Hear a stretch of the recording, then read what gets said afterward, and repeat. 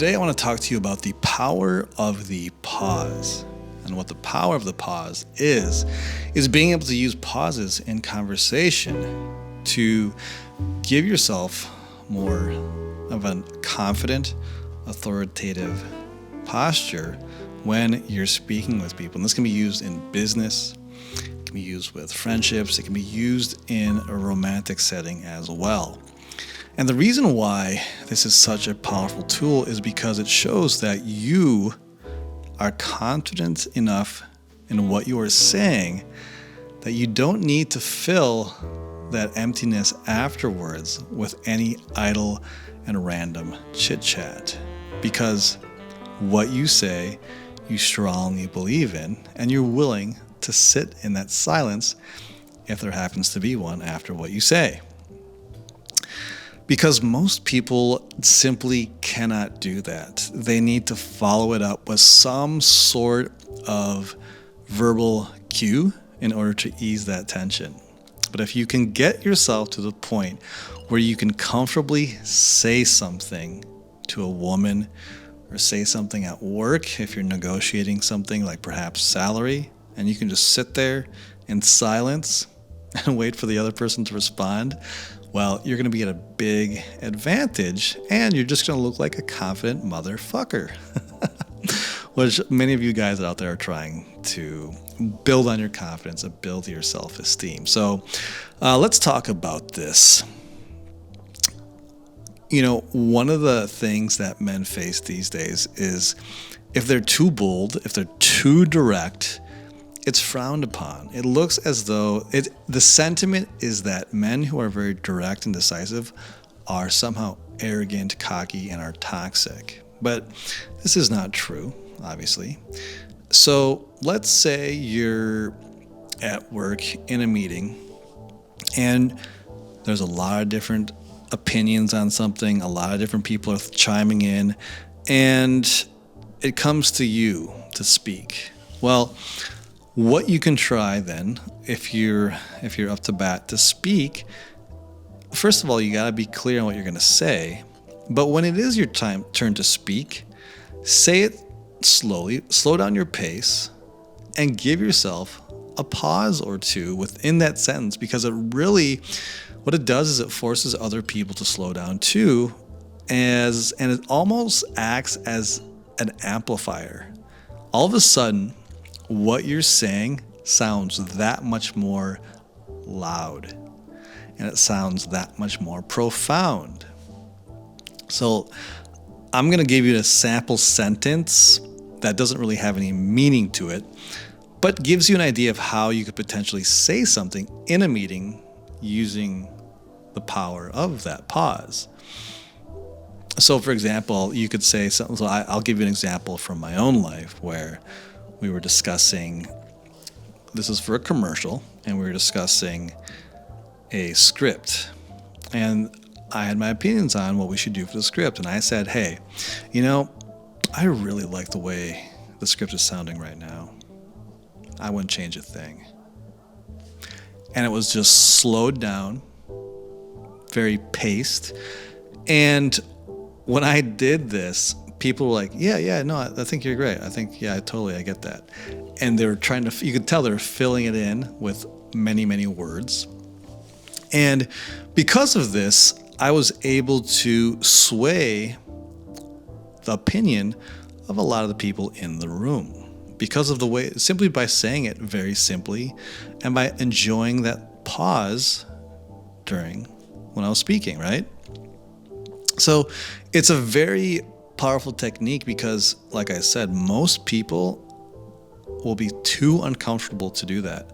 So if you can garner up the strength and the courage and just, the balls to do it, this is such a simple way to give yourself an unfair advantage over other people in the room who won't be comfortable doing this. Same goes for in a romantic situation. If you're out on a date with a woman and if a conversation piece comes up that could allow for a little bit of naughty banter back and forth, well, same thing goes. Okay, so for example, now this is going to be kind of a funny one, okay? Now I was out once with a woman, and we were having a conversation, and it got to a sexual point in the conversation somehow. We were talking about sex.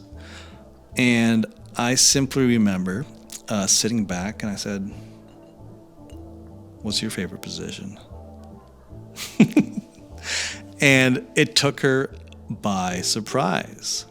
But and I didn't say anything afterwards. I just said, "What is your favorite position?"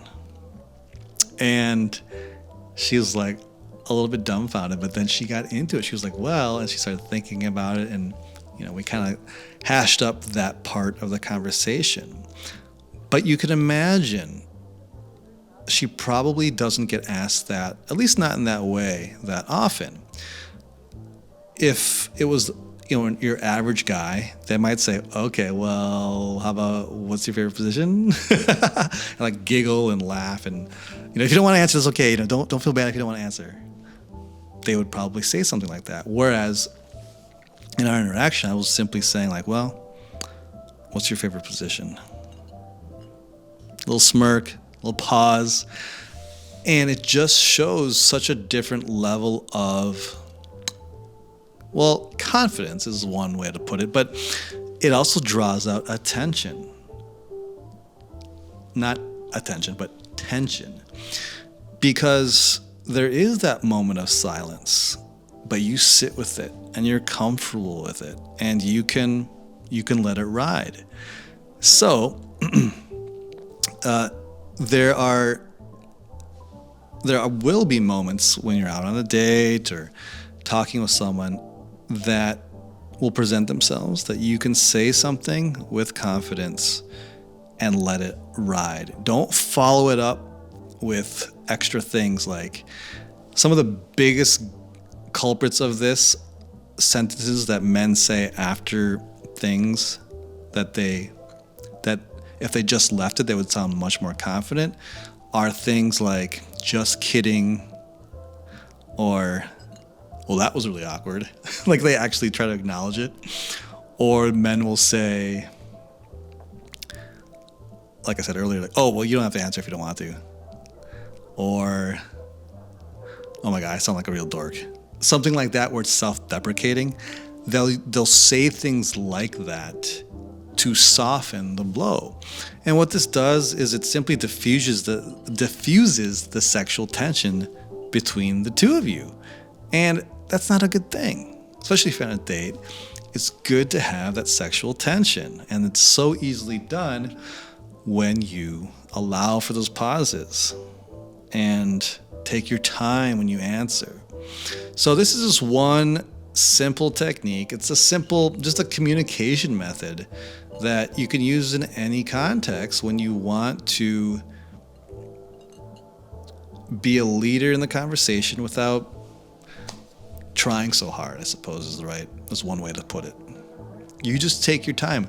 Again, you live within your own frame, and you just kind of set your pace and you set your own rules. And if you need some time to think of an answer, well, then you take that time. You're in no rush.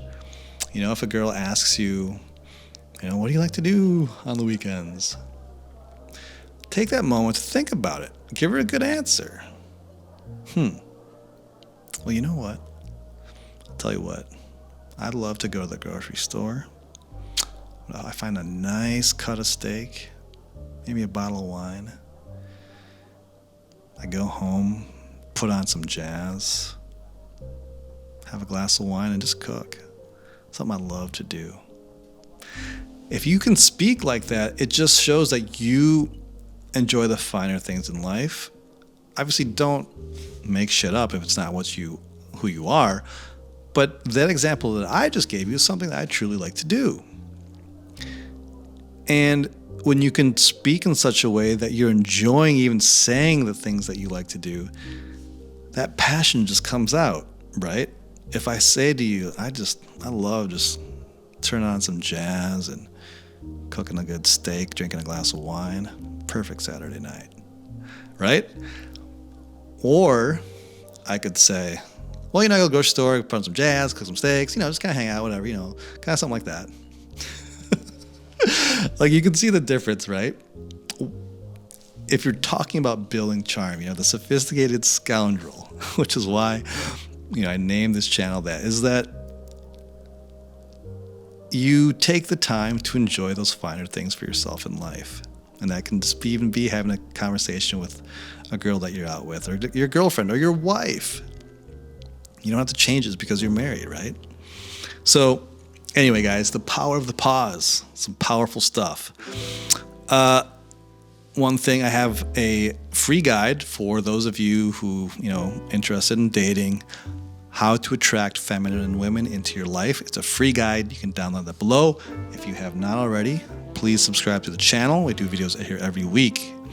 And if you're looking for one-on-one coaching with me, you'd like some help with dating and relationships, well, there's links down below. You can click on those and click on an option, a coaching option that would work best for you. All right, guys, that is it for this one. We'll see you in the next video.